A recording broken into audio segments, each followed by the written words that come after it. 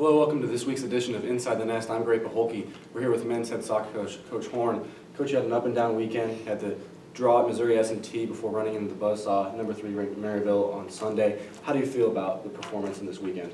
I think there were a lot of positive takeaways from the weekend.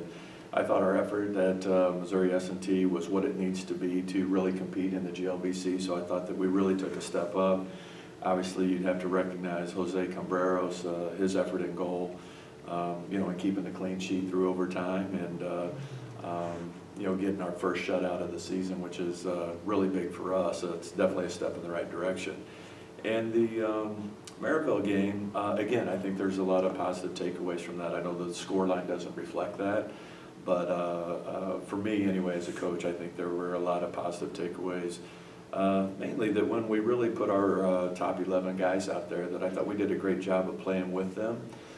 We went really deep into our bench just because of the long trip that we had on Friday night. Didn't get back until late. We were a little beat up after playing double overtime. And so, again, it wasn't a terrible weekend, I'll put it that way. I know it doesn't show up in our win-loss record, but there were a lot of positive takeaways from it. You mentioned Jose Cambreros. He set an NCAA record on Friday with 13 saves. Jaden Hicks also got some action at keeper this weekend. How do you feel about the guys in the box so far?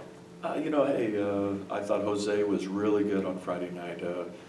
We've been working with him on being a bit more aggressive at getting off of his line and taking some balls out of play for us, especially on crosses and set pieces.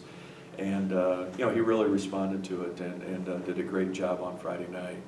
Jaden, as a true freshman, is getting a lot more playing time than I think most true freshmen get. And, he's still learning, and I know that he's given up quite a few goals. But again, just preparing for the future and wanting to get him as many reps as we can, just in case something happens to Jose. That, again, I think he's learning, I think he's progressing, and I think that's the biggest thing that I can ask for. Offensively, your team has struggled to score this season. What adjustments are you going to be making this week to try to change that?